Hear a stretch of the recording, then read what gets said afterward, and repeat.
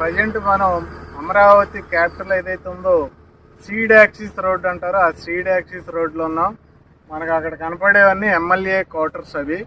అయితే ఈ road speciality ఏంటంటే ఇది 30 కిలోమీటర్స్ పొడుగుంటుంది.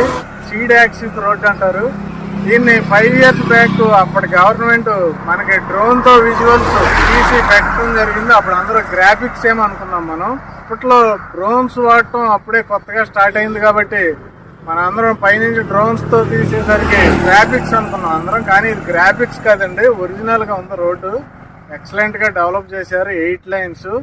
ఈ రోడ్డు డెవలప్ చేయటమే కాకుండా పక్కన అటు 3 వరుసలు ఇటు 3 వరుసలు చెట్లు కూడా పెరిగినాయి, పెద్ద పెద్ద చెట్లు. వాకింగ్ సైక్లింగ్ ట్రాక్స్ అన్నీ ఉన్నాయి.